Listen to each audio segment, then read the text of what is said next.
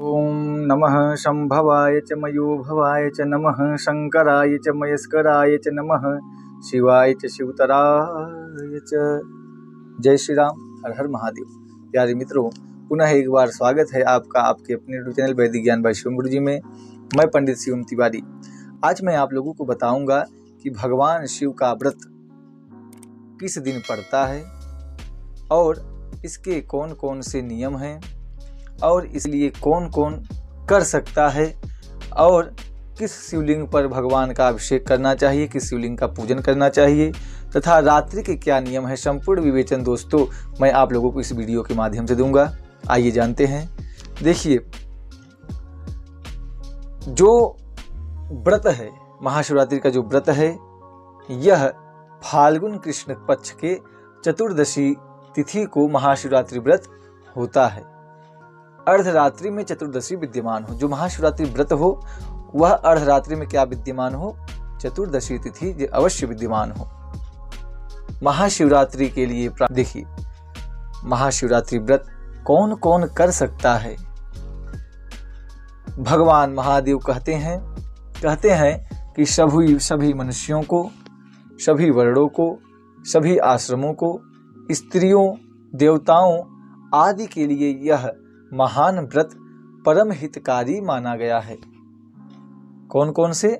सभी मनुष्य, वर्ण, आश्रम, स्त्री, देवता आदि के लिए यह व्रत परम हितकारी माना गया है। व्रत के कौन कौन से नियम हैं?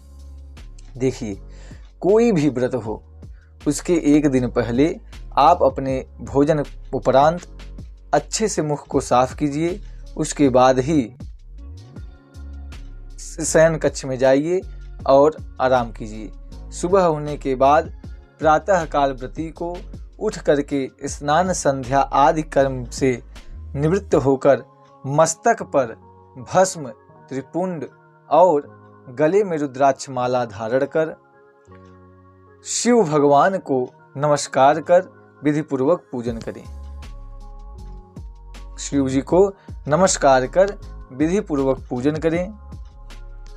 कहते हैं कि हाथ में व्रत का संकल्प लें और शास्त्र प्रसिद्ध किसी भी मंदिर में जाकर रात्रि के चारों प्रहरों में पूजा करें। जो शास्त्र से प्रतिष्ठित मूर्ति हो अथवा नर्मदेश्वर महादेव की मूर्ति हो या ज्योतिर्लिंग क्षेत्र हो, वहां जा करके और चारों प्रहरों में, रात्रि में 4 प्रहर जो होते हैं उन सभी में भगवान शिव का पूजन करें। शिवलिंग का चयन देखिए, यहाँ है नर्मदेश्वर अथवा प्रतिष्ठित शिवलिंग यदि न हो, मान लीजिए आपके यहाँ नर्मदेश्वर शिवलिंग न हो अथवा प्रतिष्ठित शिवलिंग न हो, तब क्या करेंगे? उसके लिए हम क्या करेंगे आइए जानते हैं। पार्थिव शिवलिंग के 4 मूर्तियों का निर्माण कर उनकी शास्त्र विधि से रात्रि के चारों प्रहरों में पूजा करें। जिसके यहाँ न हो वह भगवान पार्थिव का शिवलिंग बनाए और शिवलिंग बना करके उसके बाद चारों प्रहरों में उनकी पूजा करें। एक एक शिवलिंग का एक एक प्रहर में पूजा करें। रात्रि के कौन से नियम हैं? मान लीजिए पूजन हो गया रात्रि के, तो नियम कौन से हैं? क्या करना चाहिए? रात्रि में गीत वाद्य आदि द्वारा उत्सव पूर्वक जागरण करना चाहिए। क्या करना चाहिए? घर पर गीत आदि जो है करना चाहिए, गान करना चाहिए। वाद्य यंत्रों को उत्साह पूर्वक जो है कि बजा करके गुणगान करना चाहिए, भगवान का जागरण करना चाहिए। भगवान शंभु के सामने हाथ जोड़ करके प्रणाम करना चाहिए तथा उनसे क्षमा याचना प्रार्थना करना चाहिए। यह सब जो है क्या है? रात्रि के नियम हैं। उसके बाद जब चारों प्रहरों में पूजा कर लें, वाद्य यंत्र आदि जागरण कर लें, तब उसके पश्चात क्या करें?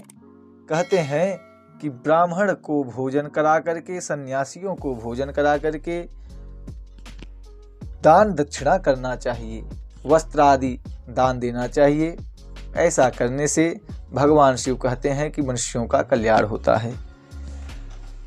कोई शिव चालीसा, शिव सहस्त्रनाम स्तोत्र, अमोघ शिव कवच, शिव रक्षा स्तोत्र आदि आदि पुस्तक यदि कोई वितरित करना चाहे तो इस दिन वितरित कर सकता है। इसका भी बहुत बड़ा पुण्य है। तो ऐसा करने वाले व्यक्ति का सदैव कल्याण होता है और कहते हैं कि जो भी ऐसा करता है उसका संपूर्ण मनोरथ पूर्ण होता है। इस प्रकार उसका व्रत भी होता है। तो दोस्तों, आज हमने आपको बताया कि महाशिवरात्रि का व्रत कब करना चाहिए, कैसे करना चाहिए और किस दिन यह व्रत पड़ता है, इसके क्या क्या नियम है, कौन से शिवलिंग का चयन करना चाहिए, रात्रि के क्या नियम है, संपूर्ण विवेचना मैंने आप लोगों से कहा है। यदि आप लोगों के मन में कोई भी शंका हो तो आप लोग कमेंट बॉक्स में जो है कि अपनी शंकाओं को मिटा सकते हैं। उसमें जो है कि अपने द्वारा लिखे गए प्रश्नों का उत्तर प्राप्त कर सकते हैं। तो आशा है कि आपको जानकारी अच्छी लगी होगी। चैनल को लाइक करें, शेयर करें, सब्सक्राइब करें। जय श्री राम, हर हर महादेव।